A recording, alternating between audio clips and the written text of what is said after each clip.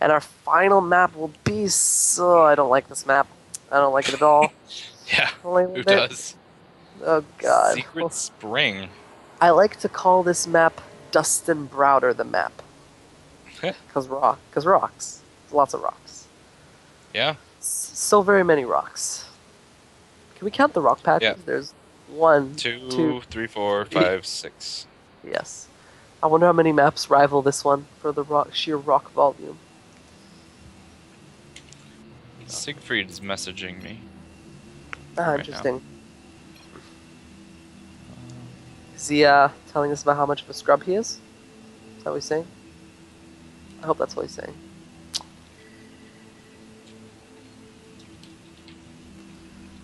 Yeah. Anyway, so do you want to do introductions?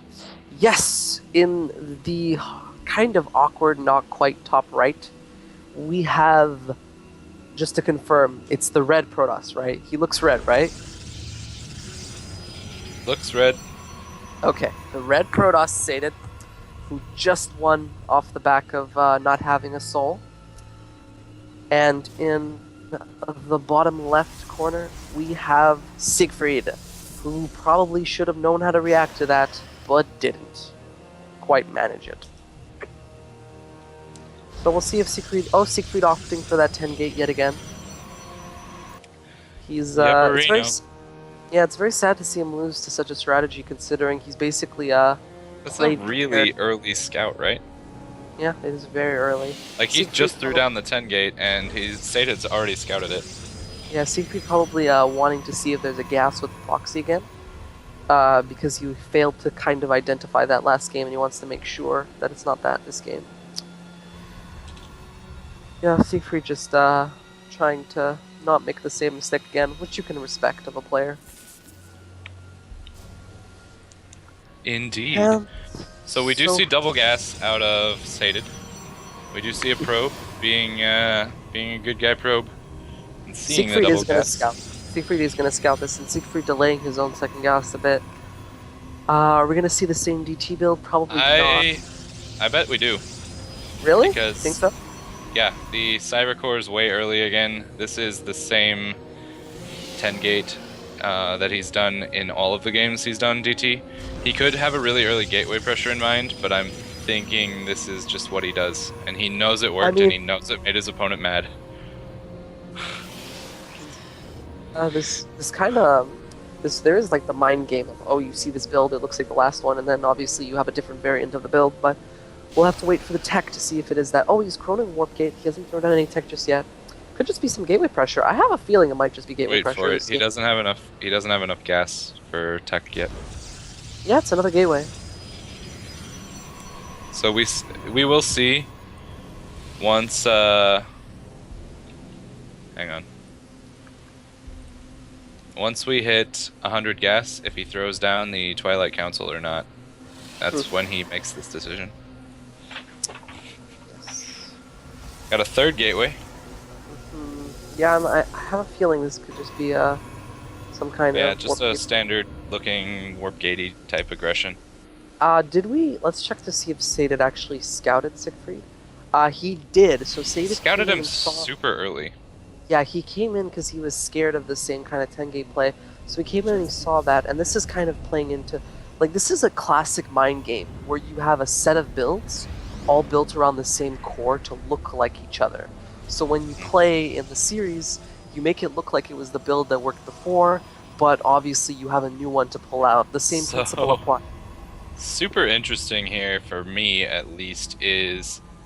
Sated has put all of his buildings in such a way that a photon overcharge will not cover his units. That's rough. I believe he's hard countering the DT. He's just getting super ready to deal with a DT.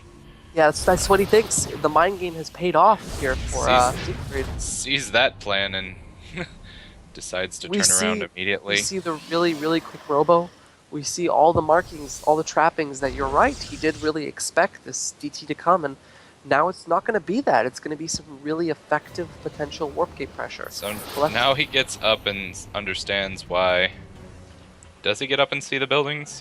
He did see the wall here.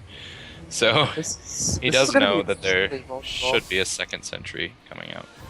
Interestingly to note that there actually is a cannon and a robo coming down around the same time for Seigifried. Maybe he's scared of DTs. He might suspect Yeah. that this Well, fall off. he's doing a wall off, which is indicative of both I'm scared of DTs and I'm hiding going. stuff. Yeah. So smart general play by Seigifried to be cautious here.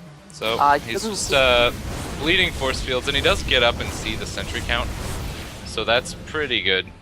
He knows that 3 sentries are able to force field out Seigifried's indefinitely. going to expand. He recognizes his opponent has invested immensely in very passive tech.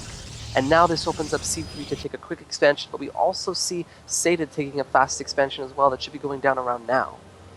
Yep. So interesting to note, there's this triangle of if my opponent does this, I should do this. If my opponent's defending, I should expand. If my opponent's expanding, I should attack. And if my opponent's attacking, I should defend. Yeah, and we see them pretty much playing that standard. In Sated's case, you can kind of bypass that a little bit, get that Nexus down because he knows he's defending so well, and that allows him to expand. Mm-hmm. There's really no threat that can... The attack potential of 6 sentries and an Immortal is only scary in PvZ. The only thing that could really kind of catch him off guard, I think, would be some kind of proxy Oracle play, but we're not going to be seeing that in this game. Yeah. Interesting to note, Seigifried does have an observer above the army, or is that Sated's? I can't tell. Interesting to note. That's Sated's. Yep. It's red. You're aware that's red, right? Yeah, okay. Well, it's invisible. Okay, technically. So yeah, we're seeing some Immortals being pumped out. We're going to be seeing that Sated goes for a similar thing. We actually saw Seigifried go against Dipwood, which is just a big, bulky tech push. Seigifried actually going right into Colossi. And what I suspect we'll see is Sated will hit during a low Colossi count, around maybe 2, probably not 3. Yeah. And he's going to try to end the game with just a heavy, meaty, gateway techie army, while Seigifried will try to hold on. I think he's going to... It looks to me like he's making this Warp Prism to drop the 2 Immortals.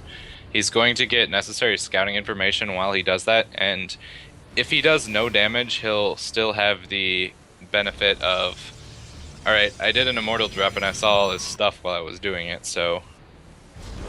The benefit of aggression is the residual scouting you get from it, and that's why I really like this play from Sated.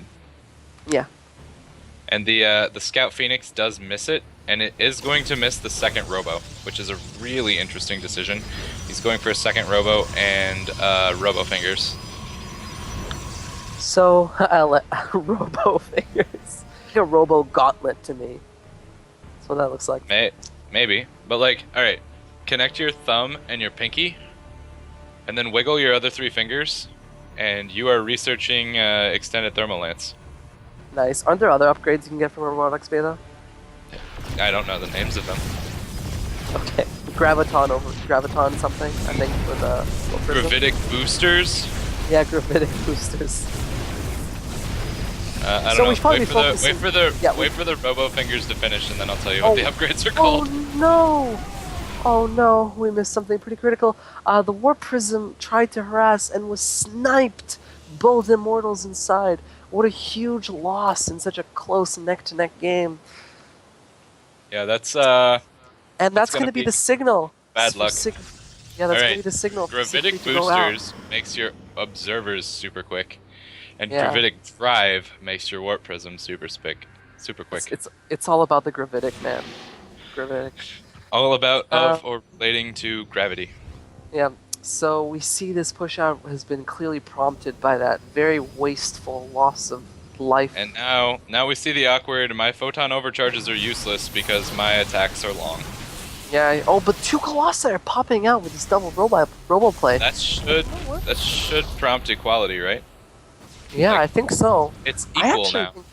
This game is going to go longer. Seigifried is just going to kill stuff right now. Yeah, the best thing Seigifried can hope for is to pick off this Cyber and then back off. Because in a minute there's going to be about 4 Colossi or something. So He's only making one right now, but there's gonna be He's gonna a wall. kill the. He's preventing Stalker and Sentry production. Do you think like he uses as a prompt to just go for it? His army is huge. He seems to have taken like a pretty big advantage here. Can he just win? I wonder if he snipes the Robo. He's up the ramp. Do that? He's going forward. He can't really do that, no, because even if you snipe the Robo, the Colossi still get produced and finished. And by the time those Colossi pop, this battle will be effectively over. He's moving forward. The Colossi are trying to kite back, but they don't have anywhere to go. The Photon Overcharge is trying to do what it can. Another Colossi pops from the back. Another one is soon to come. But the other two that will Great use of hallucinations. I have to say that in the middle of this. He's done this before. Is hallucination use. Soaks up so much damage.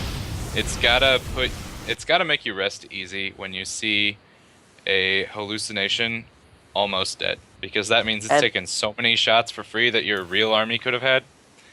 And during my long and lengthy explanation, Sata did GG, wish Seigifried good luck, and now we will await Hawkeye to tell us what exactly happened between the other players, between